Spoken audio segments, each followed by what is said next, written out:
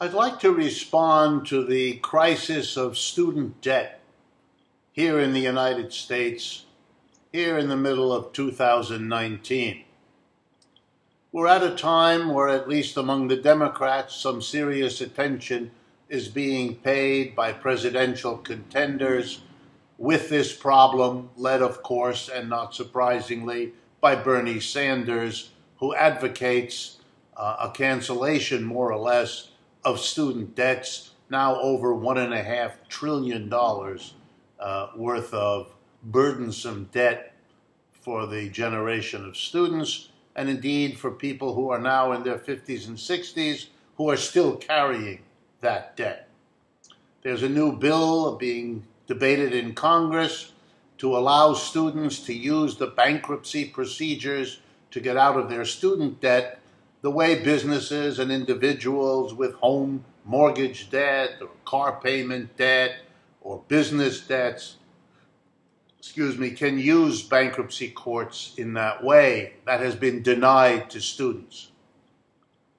I want to speak about not so much the suffering that students are required to go through. They've done a good job of explaining that. People everywhere who pay attention know that this is a generation burdened with debt in a way no previous generation faced in America.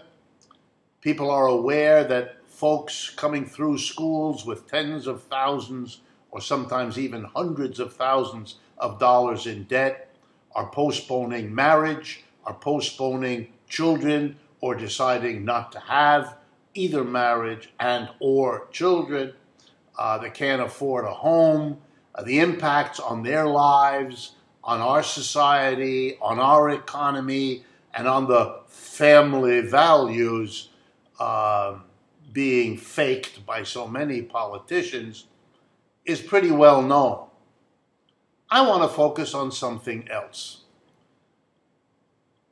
The crisis of student debt is first and foremost a failure of the capitalist system. I don't want to get into a pointless debate.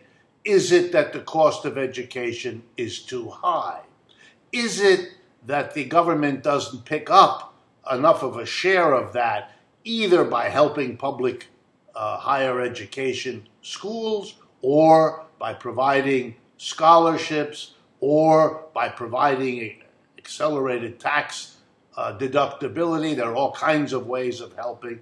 So either the price is too high, or the government isn't helping enough, or the incomes of America's parents are simply not enough, nor that of their children, to pay for this costly education. So whether it's the price, or whether it's the inadequate incomes being paid to the American people, or it's the failure of the government to fix this situation, these are all contributors.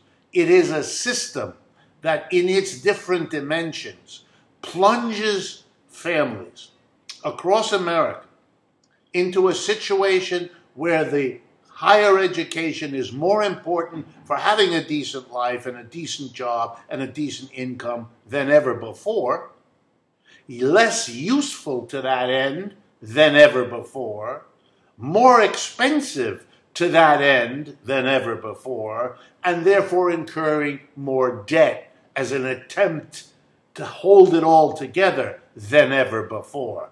That's a failure. Why is it a failure? Well, look, every economist in the world knows, teaches, and writes that the future of any country in the world economy that is our future depends first and foremost on the quality and the quantity of the labor force. How creative are your people? How hardworking? How disciplined? How imaginative? How able to find better and cheaper ways of producing? How able to come up with new technologies, new products? It is the education system that prepares your most important contributor to the economic future of the country. For the United States not to be helping people get college educations, but making it more expensive, less affordable, more debt-burdened is self-destructive. It is irrational. Yeah, it might be profitable for businesses not to pay workers enough to afford an education. It might be profitable for big corporations and the rich to evade their taxes so that the government can't help young people work their way through college. And yeah, it might be big, rich corporations and wealthy people who aren't giving to universities anymore, or universities that are paying their top officials ridiculous amounts of money so they can't provide educations to young people without charging an enormous amount. All of these aspects of capitalism have come together to be self-destructive by making it more expensive, making it unaffordable, and making it a debt disaster to go to school.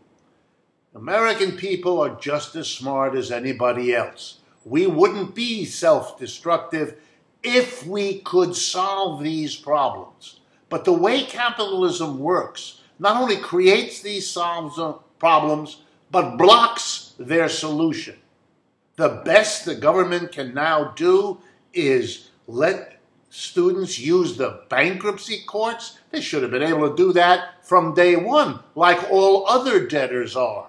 No, this is a society that is so driven by profit, by the ultimate bottom line of capitalism, that it is literally sacrificing its own future to hold on to the excessive level of profits for the top 1% now. To capitalism, young people in America should be saying, shame on you. You make it hard for us to become more participatory, more contributory to the future for all of us. What a crazy thing to impose on your new generation.